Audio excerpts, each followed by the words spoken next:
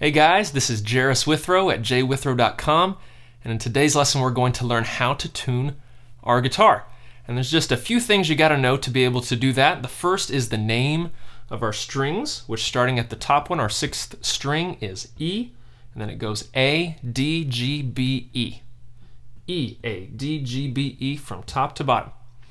We also need to know our musical alphabet because our tuner uses that to let us know where we're at with the note. Our musical alphabet is A, A sharp, B, C, C sharp, D, D sharp, E, F, F sharp, G, G sharp, back to A.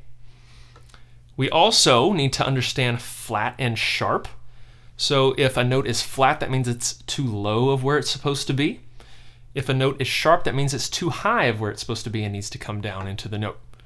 We also need to have a tuner. And there are some different categories of tuners. Common one is this kind, which is a clip-on tuner. You can clip it onto the body of your guitar.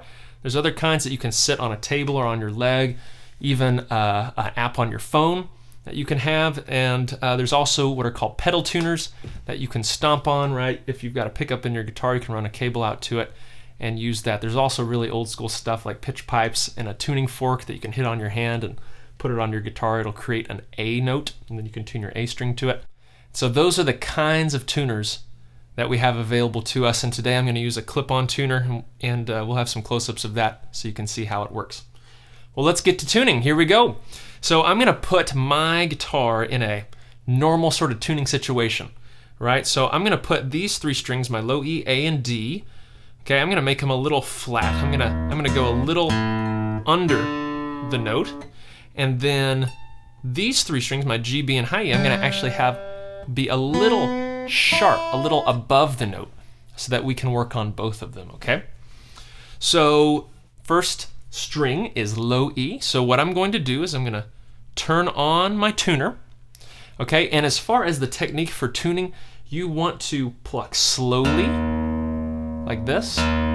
Slow. If you pluck too fast like this the whole time, it's like your tuner has to reset every time you pluck. And so you want to allow your tuner enough time to read it, give you a really nice, precise readout, and then you pluck it again. Okay, and that's how you do it. And then as far as twisting goes, you just need to understand which way makes it go higher and which way makes it go lower. You can check that out just by hearing it, right? Use your ear, twist it, and if it's putting more tension on the string, it's going to go higher. You're going to hear it go, and if you're loosening the tension, it's going to go, it's going to drop. So you might need to train your ear to be able to hear those differences, but your tuner can actually visually show you if it's going up or down as well. So I'm going to go ahead and let you see what's happening on my tuner. I'm going to start with my low E right here.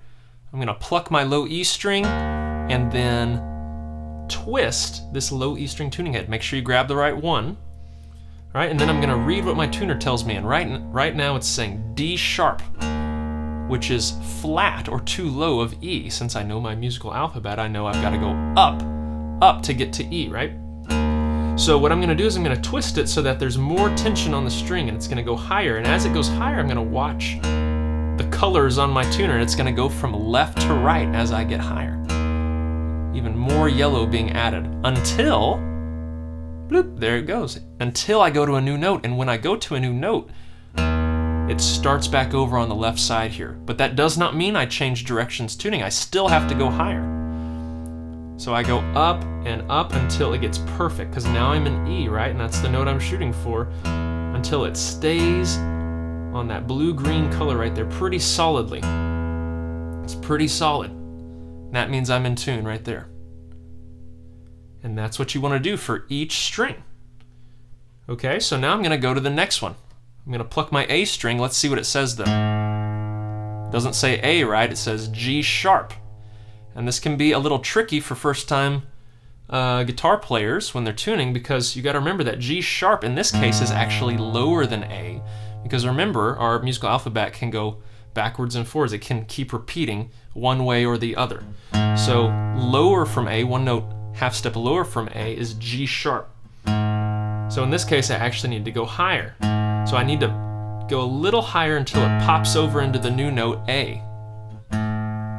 Now I'm in A, and I just got to keep going higher slowly. I twist slowly so that I don't overshoot it.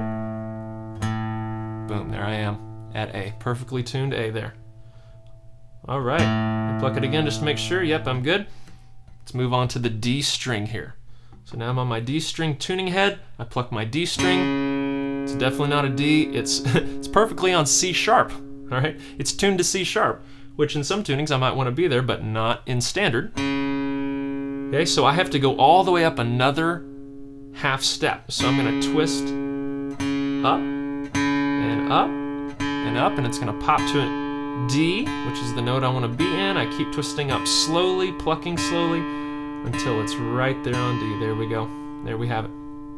Okay, now I'm going to move on to the next set, to the G string here on the bottom here, my furthest tuning head away from me. And I'm going to pluck it. Let's see what it says. Now I'm supposed to be G, and it says G, but what's the problem? What is this note?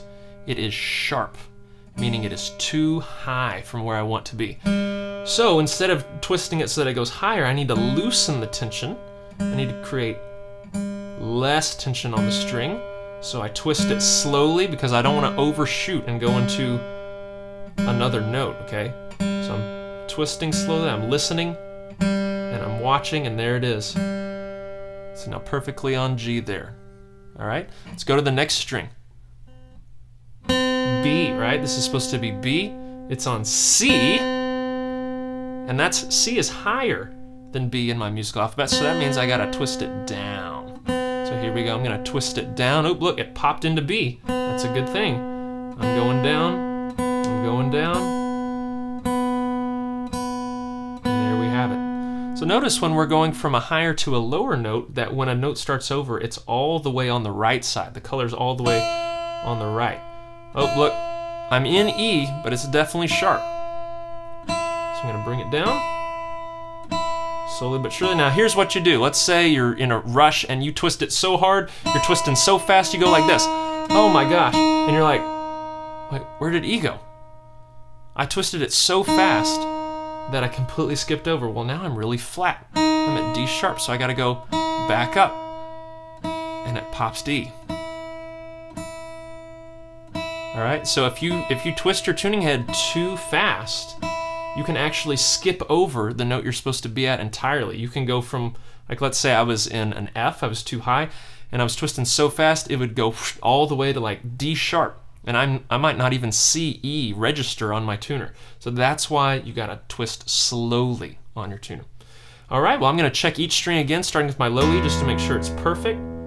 Okay, it went a little flat. Since it was so flat, it wanted to return to that state of flatness, so I gotta bring it back up here. Okay, A's good, D's good, G's just a tad sharp, B is 2, E's good. All right.